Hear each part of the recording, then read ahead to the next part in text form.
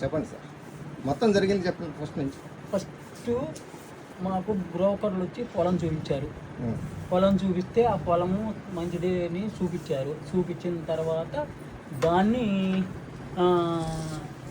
అమ్ముతామంటే MRO ఆఫీస్కి వెళ్ళాము. MRO ఆఫీస్కి వెళ్తే బీఆర్ఓ ఉండి ఈ పొలం బాగానే ఉంది, రికార్డ్ అంతా బాగానే ఉంది, అన్నీ బాగానే ఉన్నాయి అన్నాడు. తర్వాత మళ్ళీ ఈ 1B అడంగులు ఈసీ అన్నీ చెక్ చేసాము. అన్నీ చెక్ చేస్తే ఈసీ కానీ 1B కానీ అడంగులు కానీ అన్నీ బాగానే ఉన్నాయి అన్నారు. ఇంకా తర్వాత మేము పొలం రిజిస్టర్ చేయించుకున్నాము. రిజిస్టర్ జరిగింది, అంతా బాగానే ఉంది. 2 సంవత్సరాలు కౌలు పంపిస్తే సరే కౌలు ఎత్తనాళ్ళే, మేము ఆడ వినుకుండా ఇక్కడ వేసేది కాదు, సరే కౌలు పంపించాడు, కౌలు వేసుకుందామని మేము కౌలు తీసుకున్నాక 3వ సంవత్సరం కౌలు పంపించకపోతే ఏందన్నా కౌలు పంపించలేదు మాకు అన్నాడు. ఈ సంవత్సరం పండలేదు అన్నాడు. మళ్ళీ మరుసటి సరే పండకపోయింది లేదు రైతులు అనేది అని ఊరుకున్నాం. మళ్ళీ మరుసటి సంవత్సరం మళ్ళీ పొలం కౌలు వేసుకున్నాడు, మళ్ళీ కౌలు పంపించలేదు. ఏందన్నా పొలం పంపించలేదంటే పండలేదు అన్నాడు. నేను పక్క వాళ్ళని విచారిస్తే పండిగా పొలాలు బాగానే ఉండే అన్నారు. తర్వాత మేము ఎక్కడికి వచ్చి చూస్తే పండలేదు అన్నాడు కౌలు. తర్వాత ఏంది ఇది ఎంత తేడా ఉందని బీఆర్ఓ కాడికి పోయినాం. బీఆర్ఓ కాడికి పోతే ఎంఆర్ఓ ఆఫీసులో బీఆర్ఓ ఆఫీసులో అసలు ఆ పొలమే లేదు, ఆ నెంబరే లేదు, ఇది ఒక నెంబరు, ఇది ఒక ఇది అన్నారు. అంటే బేసిక్గా అమ్మినతను ఎవరు? మీకు పొలం లేని పొలాన్ని అమ్మినతను ఎవరు? ఆర్ఏ నర్మదా. ఏ ఊరు వాళ్ళది? నేలాయపాలెంలో ఒక అతను వినుకొండలో ఉన్న మీకు Nelayapalem R A Narmada, R A Lohit Sai, R A Johini Sai, Paleti Yesuratnam, R A Surendrababu. వీళ్ళందరూ కలిపి నీకు లేని పొలాన్ని 6 ఎకరాలు 20 లక్షలు తీసుకొని 22 లక్షలు తీసుకొని అమ్మన్ బ్రోలు వచ్చి రిజిస్టర్ కూడా చేశారు. దానికి విఆర్ఓ గారి పేరేంది? విఆర్ఓ అప్పుడు ఆయన ఎవరు విఆర్ఓ? ఆయన సుబ్రహ్మణ్యం. సుబ్రహ్మణ్యం. ఓకే, సుబ్రహ్మణ్యం గారు ఉన్నారు. సో సుబ్రహ్మణ్యం దాన్ని చెక్ చేసి పొలం మంచిదే సో కాబట్టి ఆ పొలం కొన్న తర్వాత మీకు 2 సంవత్సరాలు కౌలుకు కూడా ఇచ్చారు. మరి ఇంత అయిపోయిన తర్వాత ఇప్పుడు మీ పొలం మీరు ఆక్రమించుకోవడానికి వెళ్ళారా? ఐ మీన్ మీరు తీసుకోవడానికి వెళ్ళారు. తర్వాత కౌలీకపోతే పాస్బుక్లు పోయాం. పొలం ఇట్లేదు, పాస్బుక్లు లేట్ అవుతుంది, ఇదే పాస్బుక్లు నేను పాస్బుక్లు ఇప్పిస్తానండి. పాస్బుక్లు ఇప్పిస్తానని 15,000 డబ్బులు ఇప్పించాడు. నేనే నేను వీఆర్ఓని అడిగి నాకు వీఆర్ఓ అంటే పాస్బుక్ల కోసం మీరు లంచం కూడా ఇచ్చారు. 15,000 ఇస్తే ఒక సంవత్సరం ఇప్పిండి కానీ పాస్బుక్లు అంటే సంవత్సరం తిప్పించుకొని పాస్బుక్ లేదు. ఓకే, ఇంకా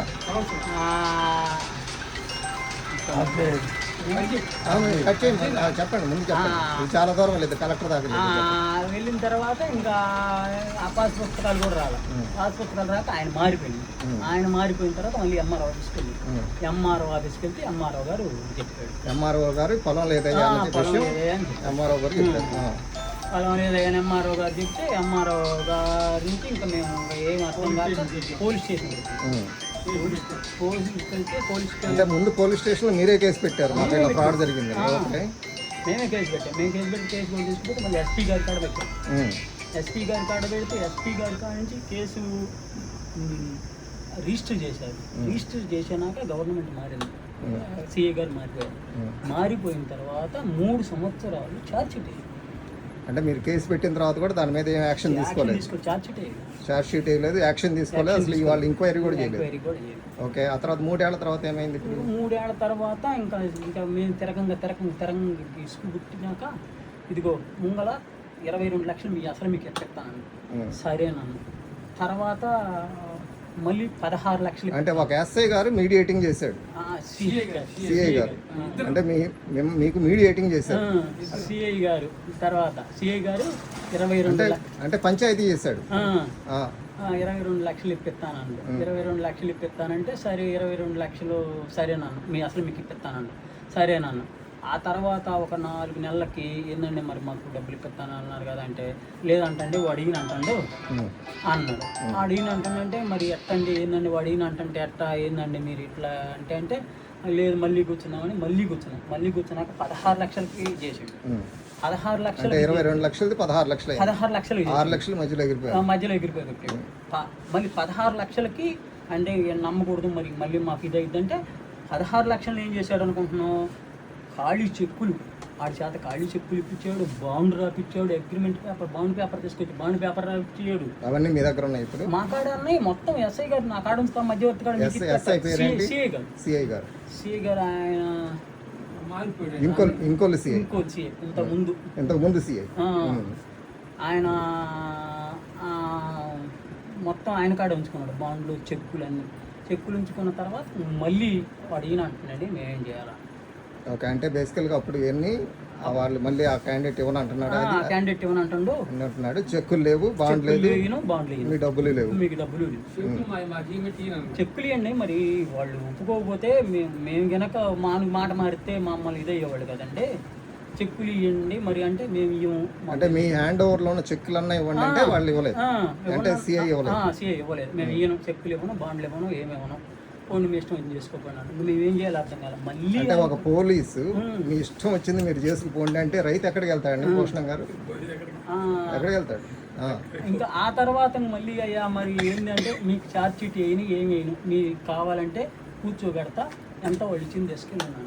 సరేనండి అన్న. సరేనంటే ఇంక చివరికి 13.5 లక్షలు చేశారు. 13.5 లక్షలు చేస్తే 13.5 లక్షలు తీసుకున్నాం మేము. ఇంకా మాకు నుంచి కాల్ చేస్తుంది ఎవరు? ఆయన కానిస్టేబుల్ పేరు చూపించిన ఎవరు అతను? శ్రీనివాసరావు. కాబట్టి నేను సతాయించడానికి కాల్ చేస్తాను. ఇంకా 13.5 లక్షలకి ఓపిక ఏమన్నా తీసుకున్న తర్వాత జడ్జి గారు ఏమన్నా మాట్లాడతారా మీరు మెదలకుండా ఉన్నది ఇది అంటే సరేనా. ఇంకా మేము మరి మాకు ఏం తెలియదు కదా. జడ్జి గారు ఏంది ఇన్ని రోజులు ఎందుకు ఉన్నారండి అది ఇది అని అన్నా కానీ మేడం గారు జడ్జి గారు అంటే చీరాల కోర్టు జడ్జి గారు అంటే జడ్జి గారితో మేము ఇంకా ఏదైనా మాట్లాడితే ఛార్జ్ షీట్ వేయలేదని నేను చెప్పాలి. ఛార్జ్ షీట్ వేయలేదని చెబితే మళ్ళీ ఇంక లేనిపోయింది ఇది అయిద్దని చెప్పేసి మేము మెదలకుండా ఉంటే 13 లక్షలు తీసుకొని బయటకు వస్తున్నాం సంతకాలు పెట్టేసి. ఇంకా నా మీద ఎగబడ్డాడండి ఆయన. ఎవరు ఆయన? వారే సురేంద్ర బాబు. ఆయన పొలం అమ్మిన అట్లా ముందు ఎస్పీ గారు అన్నారు కదా, జడ్జి గారు మీకు 7 సంవత్సరాలు జైలు శిక్ష పడేది. మీరు కనుక వాళ్ళు రాజీ పడకపోతే మీకు 7 సంవత్సరాలు జైలు శిక్ష పడేది, మీరు వాళ్ళు ఒప్పుకోవటానికి మీరు బాగుపడ్డారు అది ఇది అని అంటే సరేనని ఇంకా నేను అసలు నోరు కూడా ఎక్కల మెదలకుండా వచ్చిన తర్వాత ఇంక మా మీద ఎగబడ్డాడు, మమ్మల్ని కొట్టి మా బ్యాగ్ బిక్కోవాలి. కొట్టడానికి మా బ్యాగ్ బిక్కోబోయింది, డబ్బులు బ్యాగ్ అంటే కోర్టులో ఇచ్చిన డబ్బులు బయటికి రాగానే తీసుకోబోతే ఇంక నేను ఎట్లా కట్టవాడు బిక్కుంటే పక్కన పెద్ద మనుషులు ఉండి నువ్వు అవతల తీసుకుపోయి నన్ను యువతలకు తీసుకొచ్చి ఇంకా కార్లు బస్ స్టాండ్ దాకా తీసుకెళ్ళి వచ్చారు. వచ్చిన తర్వాత మేము ఏమన్నామంటే ఇప్పుడు మనం మళ్ళీ రిజిస్టర్ రద్దు చేయమన్నారు. సరే చేస్తాం అంటే మేమేమన్నామంటే ఎగబడి కొట్టబోయిండు కదా, అన్ని సంవత్సరాలు తిప్పిండు, సరే చూద్దాం ఆగు తర్వాత చేస్తాం అన్నాం. అంటే ఇంక ఇప్పుడు మొన్న కేసు పెట్టారంట, నిన్న ఛార్జ్ షీట్ వేసి అదే రిజిస్టర్ చేసి మమ్మల్ని ఏమని కేసు పెట్టారు? ఏమో అసలు ఆ సంగతి కూడా మాకు చెప్పలేదు ఏమని కూడా. మాకు ఎస్ఐ గారు అసలు ఏం కేసు పెట్టారు అసలు ఇప్పుడు అది కాదు, ఇప్పుడు తిరుగుతూ ఉన్నాడు నాకు పట్టాలా అది చేయాలి ఇది చేయాలని తిరుగుతూ ఉన్నాడు. ఇప్పుడు అటు ఇటు అసలు అక్కడ ఎంత కోతలు కొడుతున్నాడు అనుకుంటున్నాం. ఇప్పుడు కొట్టాలని అదిగో చెట్టు కింద కొట్టాలని అసలు తిరుగుతూ ఉన్నాడు. మేము అందుకే ఇక్కడికి వచ్చాము. ఇంకేడైతే మీ ఊరు కాబట్టి మీ ఊరికి కాదు కాబట్టి ఇక్కడ వచ్చి కూర్చున్నారు. ఇదే మీ ఊరు మా ఊరు అయితే కోసుకొని పోయాడు కదా. అది ఎవరి ఊళ్ళో వాళ్ళు అట్లా ఇది చేస్తారంటే భూషణం గారు మీ ఊరు బలం ఉందని చెప్పి మీరు ఇట్లా చేస్తుంటే వచ్చి అదిగో అక్కడ నా కొడుకుని పొయ్యాలా చంపాలా అది ఇది అని తిరుగుతున్నాడు. ఇప్పుడు నేను ఇక్కడికి వచ్చినప్పుడు వాళ్ళు ఆవిడ కూర్చొని నాకు లేదు చెప్పిందో మళ్ళీ వాళ్ళు సరే. కాబట్టి ఇంత హిస్టరీ తెలిసి కూడా వాళ్ళు పెట్టిన ఫాల్స్ కేసుని తీసుకొని మిమ్మల్ని రాత్రి అరెస్ట్ చేశారు. రాత్రి అరెస్ట్ తెల్లారుజామున 3 మా ఇంటికాడికి వచ్చారంటే 3 గంటలకు వినుకొండ వచ్చి చెనగంజాయి నుంచి 3 గంటలకు వచ్చి మమ్మల్ని నేను నిద్రపోతాను అసలు ఏం జరిగిందో కూడా తెలియదు. అది మొన్న వచ్చారు వాళ్ళు. మొన్న వచ్చి ఇచ్చిన తర్వాత నేను అమ్మటే కానిస్టేబుల్ ఫోన్ చేశాను ఈ సీన్ అనే ఆయనకి చేస్తే అన్న డ్రైవింగ్లో ఉన్నాను. సరే సీను అసలు వచ్చారంట కదా అన్న తర్వాత మళ్ళీ ఎస్ఐ గారికి శనివారం 10ంటికి ఫోన్ చేశాను. శనివారం 10ంటికి ఫోన్ చేసి ఎస్ఐ గారు మరి ఆ సీన్కి చేశాను. ముందు సీన్కి చేసి ఏం సీను మరి వచ్చారంట, ఏదో వచ్చారంట. మరి దాన్ని ఏం సీన్ అంటే అన్న ఎస్ఐ గారికి చేయను, ఎస్ఐ గారికి చేయంటే ఎస్ఐ గారు ఉండి మీకు అగ్రిమెంట్ రద్దు చేసుకోవాలా, మీరు నోటీస్ ఇచ్చిన అది ఇది గుర్తు కదా. ఏమండి సోమవారం రమ్మంటే ఇప్పుడు 10 అయింది, మేము వచ్చేసరికి 12 గంటలు అవుద్ది, మేము ఇప్పుడు రాలేము. సోమవారం మొత్తం మీకు కాగితాలు ఏదన్నా ఉంటే రెడీ చేసుకొని పెట్టుకోండి, మేము రద్దు చేస్తాం. మేము 8 గంటలకు బయలుదేరి వస్తామని అనుకున్నాం.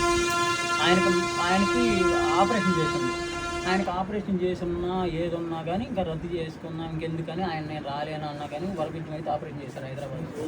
పెద్ద ఆయన్ని ఆ వరబిజ్యం అయితే ఆపరేషన్ చేశారు. మీకు ఆపరేషన్ అయిన వాళ్ళని కూడా అరెస్ట్ చేసి తీసుకొచ్చారు. ఇగనండి 3 ఆపరేషన్ మిమ్మల్ని కూడా స్టేషన్లో పెట్టారు. వరబీజం అయింది, రాలేడు, నేను కారు వేసుకొని ఎట్లా ఒకటి బాడీ కారు మాట్లాడుకొని తీసుకొస్తానండి అంటే అసలు మేము అసలు ఎట్టయినా కానీ మేము వద్దాం అనుకుంటాం. వద్దాము 8 గంటలకు బయలుదేరి 10 వద్దాము, అమ్మల రోజులు వచ్చి రిజిస్టర్ రద్దు చేసుకుందాం అనుకుంటేనే మర్యాదకి ఎక్కుతారు ఎక్కడ అని తెల్లారుదాము 3:30కి వచ్చి ఇంట్లో కొనుక్కున్నాం లేపుకొని కార్లో తీసుకుని ఎర్లీ మార్నింగ్ 3 గంటలకి మీ ఇంటికి వచ్చి మిమ్మల్ని దౌర్జన్యంగా కార్లు ఎక్కించుకొని వెళ్ళారు. చిన్నగంజాం నుంచి వచ్చిన పోలీసు వినుకొండలకు వచ్చి మత్తుకుమల్లి అక్కడికి ఇక్కడికి ఆల్మోస్ట్ ఒక 200 కిలోమీటర్లు అని ఉంటుంది. 120 కిలోమీటర్ల పైనే ఉంది. 120 కిలోమీటర్ పోవటం, 120 కిలోమీటర్ రావటం. ఓకే, సో ఇప్పుడు పిలిచిన మిమ్మల్ని ఏం చేశారు? పోలీస్ స్టేషన్ ఏం చేయలేము, మీరు పోయి మర్యాదగా అగ్రిమెంట్ రద్దు చేసుకుంటాండి, రిజిస్ట్రేషన్ రద్దు చేసుకుంటారు. రిజిస్ట్రేషన్ రద్దు అని కోర్టు ఆర్డర్ ఇవ్వాల, పోలీస్ ఇచ్చాడు. పోలీస్ స్టేషన్లో పోలీసు దౌర్జన్యం చేసి ఒక రైతుని మీరు రిజిస్ట్రేషన్ రద్దు చేసుకుంటారా లేదా మేము మిమ్మల్ని లోపల వేసేయమంటారు, ఇదేనా భాష? లోపల పెట్టేశాడు. పెట్టాడు ఒక ఇద్దరు పోలీసుల్ని ఇక్కడికి రిజిస్టర్ ఆఫీస్కి పంపించి వాళ్ళిద్దరూ పెడరెక్కలు పెట్టుకొని ఇక్కడ తీసుకొచ్చి మీరు రిజిస్ట్రేషన్ రద్దు చేసుకుంటారా లేదా అని వాళ్ళు మీ ఇద్దరు పక్కన కూర్చున్నారు ఇప్పుడు, అవునా?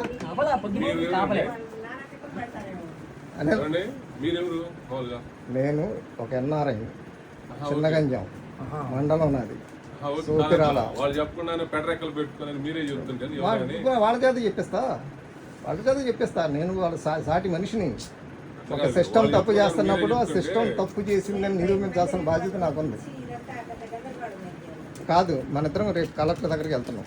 ఓకే, నేను ఎవరో అప్పుడు చూపిస్తాను. నాకు ఏ హక్కు ఉంది, నాకు ఏ హక్కు ఉందో, ఏ హక్కుతో చెప్తున్నాను, మీరేం చేస్తున్నారో నాకు తెలుసు చిన్నగంజాం లెవెల్లో. ఓకే, అది ఇప్పుడు రేపు కలెక్టర్ ఆఫీస్లో తెలియాలి. మీరెవరు? నేను ఇక్కడ కూర్చొని అడుగుతున్నాను, చెప్పండి మీరే చెప్తుంటే పెద్ద ఎవరు మీరు? నేను పబ్లిక్ వాళ్ళకి పొలం పబ్లిక్ అడుగుతున్నాను. నేను కూడా మాట్లాడలేదు కదా. ఓకే, అన్యాయం జరిగిన వ్యక్తిని ఆయన చెప్పకుండా ఆయనే చెప్పాడు ముందు, అవన్నీ చెప్తేనే నేను అడుగుతుంది. అంతేగాని నువ్వే చెప్తావు మాకేం పని చెప్పడానికి. మేము కూర్చున్నట్టు నువ్వు కూడా కూర్చో, నువ్వు మాట్లాడుతున్నావు. నువ్వు పోలీసువా? అరే పోలీస్, నేను మీకు సమాధానం నేను ఎందుకు? నన్ను క్వశ్చన్ అడిగావు కాబట్టి నేను అడుగుతున్నానయ్యా. నేను పబ్లిక్ నన్ను అడిగావు కదా క్వశ్చన్, నేను కూడా క్వశ్చన్ అడుగుతున్నా. అరే పోలీస్ కాదా? మరి పబ్లిక్ ఎట్లా? ఆయనకి సపోర్ట్గా అన్యాయానికి ఎదిరించడానికి పబ్లిక్వా, లేకపోతే నీకు అన్యాయం జరిగింది కాదు, అన్యాయం పడాల్సిందే అని చెప్తున్నా? మీరు అడుగుతున్నారు, ఆయన చెప్పుకున్నాను పెడ్రకలు కాదన్నా, మీరే పెడ్రకలు కాకపోతే ఇటు పక్కన ఇద్దరు పోలీసులు వచ్చి మనిషిని నుంచోబెట్టి తీసుకొస్తుంటే అది పెడ్రకలతో సమానమే. ఓకే, ఒక మనిషి యొక్క స్వేచ్ఛను హరిస్తున్నారు మీరు. ఒక మనిషి స్వేచ్ఛగా ఈ దేశంలో ఎక్కడైనా తిరగచ్చు, అది. ఓకే, సో మీ పేరు ఏంటండి? నా పేరు సాంబశివరావు. ఓకే, మీరు ఎక్కడే ఉండండి. ఈరోజు రిజిస్ట్రేషన్ కాకుండా నేను రిజిస్ట్రార్కి నేను రిక్వెస్ట్ పెడతాను. మీకు కాదు ఇక్కడ రిజిస్ట్రేషన్ రద్దు కాదు, నేను వెళ్ళి దాన్ని అడ్డపడతాను. నో, ఇది అన్యాయం. ఇప్పుడు రేపు మీరు వద్దంటే రేపు నాలాంటి జరిగిద్ది, ప్రతి ఒక్కరికి జరిగిద్ది. అది ఎక్కడో అక్కడ ఆపాలి దాన్ని. వినండి, నేను వినను. ఆయన వాళ్ళ మామండి, ఆయన కూడా మీ వైపేనా? మా వైపు కాదు, ఆయన